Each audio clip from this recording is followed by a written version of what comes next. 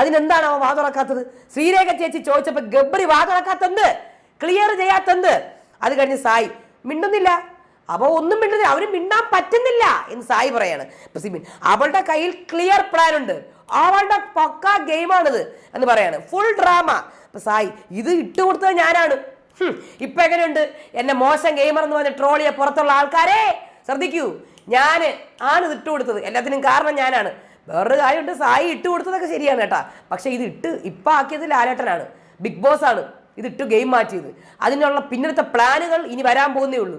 എന്താണ് പ്ലാൻ എന്ന് എനിക്ക് അറിയത്തില്ല. ബിഗ് ബോസിന്റെ ഗബ്രിയുടെ ഗെയിം എക്സ്പോസ് ചെയ്തത് എന്തുകൊണ്ടെന്നും എനിക്കറിയില്ല. എന്തുകൊണ്ടാണ് ഗബ്രിയുടെ ഗെയിം മാത്രം എക്സ്പോസ് ചെയ്തതെന്നും എനിക്കറിയില്ല.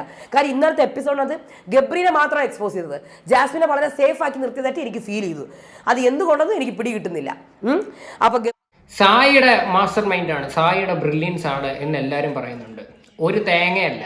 സായി അവിടെ ചെന്നിരുന്ന് സംസാരിച്ച എന്താ, ജാസ്മിനുമായിട്ടുള്ള പരിചയത്തിന്റെ പുറത്താണ് ഈ കാര്യങ്ങൾ സംസാരിച്ചത്. അതിൽ നിന്ന് ഒരു വട്ടം വാർണിംഗും കിട്ടി, പിന്നെ ആരടുത്തൊക്കെ എന്തോ പറഞ്ഞെന്നും പറഞ്ഞിട്ട് ഈ വീണ്ടും വാർണിംഗ് കിട്ടി, ഇനി വല്ല എടുത്ത് കഴിഞ്ഞെടുത്ത് വെളി കളയുമെന്നും പറഞ്ഞിട്ടുണ്ട്. ഇത് സായിയുടെ ബ്രില്യൻസ് ആയെന്ന് പറഞ്ഞാൽ സായി ഇപ്പൊ എന്തോന്നറിയോ, സായി നോക്കിയപ്പോഴത്തേക്ക് ഈ സായി ശരിയാണ്, സംഭവം പറഞ്ഞപ്പോഴത്തേക്കോ തന്നെ ഓൾറെഡി മെന്റലി ഡൗൺ ആയിട്ടുണ്ട്. അത് നമ്മൾ അക്സെപ്റ്റ് ചെയ്തു.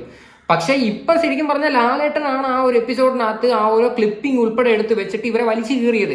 കാര്യം അവരുടെ ഷോയുടെ ഭാഗത്ത് നിന്ന് ഇവർ തമ്മിലുള്ള എന്താണ് ശരിക്കുള്ള റിലേഷൻ ആണോ അല്ലയോ എന്ന് പുറത്ത് ആൾക്കാരെ അറിയിക്കണമെന്ന് അവർക്ക് വ്യക്തമായ ഒരു പ്ലാൻ ഉണ്ട്.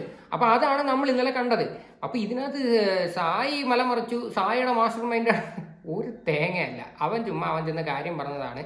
അത് ഇപ്പൊ അതിനകത്ത് ഇപ്പൊ ആൾക്കാരെ അതിനകത്ത് ഏറ്റുപിടിച്ച് സംസാരിക്കുന്നത്, അത് അവന്റെ ഗെയിം പ്ലാൻ ആയിട്ടൊന്നും എനിക്ക് ബേസിക്കലി എനിക്ക് ഫീൽ ചെയ്തിട്ടില്ല. അത് അതിനകത്ത് ജാസ്മിൻ തന്നെ പറയുന്നുണ്ട്, എനിക്ക് സായി എനിക്ക് നല്ലോണം എനിക്ക് അറിയാവുന്നതാണ്, ഒരിക്കലും അത് അങ്ങനെ പറയാൻ ചാൻസ് ഇല്ലെന്ന കാര്യം.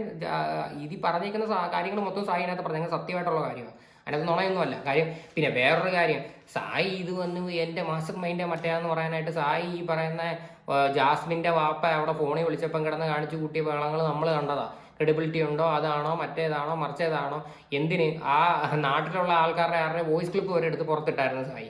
അപ്പൊ ഇതെല്ലാം മാസ്റ്റർ മൈൻഡാണ്, മറ്റേതാ തേങ്ങയാണെന്ന് ഞാൻ ഒരിക്കലും വിശ്വസിക്കത്തില്ല. അതിനെ പറ്റിയിട്ട് നിങ്ങൾ എന്താണെന്ന് വെച്ച് കഴിഞ്ഞാൽ കമന്റ് ചെയ്യുക. അപ്പം ഈ ഒരു വിഷയത്തെ പറ്റിയിട്ട് ശരിക്കും പറഞ്ഞു കഴിഞ്ഞാൽ ഇനി എന്തായി തീരും, ഇതിനിപ്പോൾ ആരെങ്കിലും ക്വിറ്റ് ചെയ്യണം ഒന്നും മനസ്സിലാവത്തില്ല. കാര്യം എന്തായാലും രണ്ടുപേരിൽ ഒരാൾ വെളിയിൽ പോകുന്നതായിരിക്കും ഏറ്റവും ബെറ്റർ ഈ ഒരു സിറ്റുവേഷനിൽ. അല്ല വെറുതെ അവിടെ കിടന്ന് ഇങ്ങനെ വീണ്ടും നാറുന്നേക്കാട്ടി നല്ലത് അതായിരിക്കും ഏറ്റവും ബെറ്റർ. അപ്പോൾ എന്തായാലും ഇതിനെക്കുറിച്ചിട്ടുള്ള നിങ്ങളുടെയൊക്കെ അഭിപ്രായങ്ങൾ നിങ്ങൾ തീർച്ചയായിട്ടും കമന്റ് ചെയ്യുക.